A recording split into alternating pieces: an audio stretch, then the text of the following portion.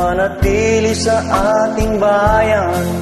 Pero kailangan kong ako ay maglakbay, alang-alang sa pamilya, mga anak at mga magulang, upang magkaroon ng magandang buhay. Masakit man para sa akin ang malayo sa aking pamilya, pero wala akong magagawa. Akala nila masarap ang buhay abroad, nagtitiis sa hirap, pagod, obligado.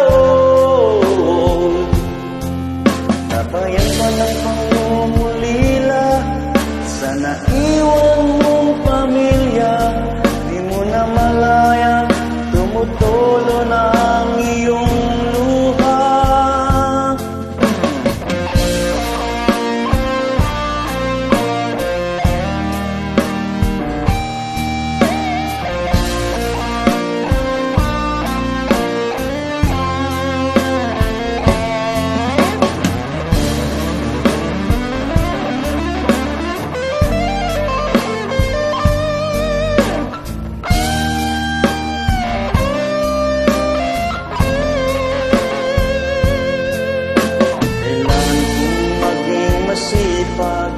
Sa aking pinapasukan, dahil takot akong mapagalitan.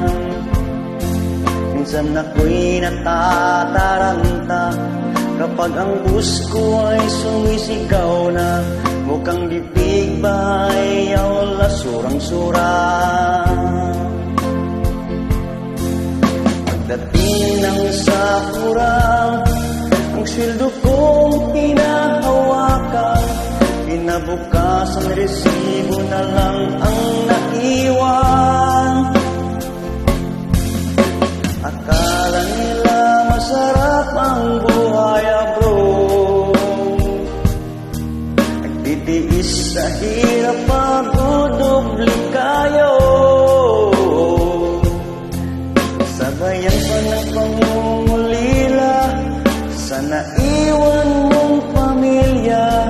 Di mo na malaya, tumutulo na ang iyong luha. Kapag mayroon akong karamdaman, halos wala akong malapitan. Kapag may problema, wala man lang mapagsabihan. Pero kailangan kong lumaban para sa aming kinabukasan. Ano mang hirap dapat aking malampasan. Pagkatapos ng aking kontrata, ako'y sabik na magkauwi na. Makakapiling ko na ulit ang aking pamilya. Akala nila masarap ang buhay abroad, nagtitiis sa hirap, pagod, obligado. Sabayan pa ng pangungulila sa naiwan mong pamilya. Di mo na malaya, tumutulan ang iyong luha. Akala nila masarap ang buhay abroad, nagtitiis sa hirap, pagod, obligado.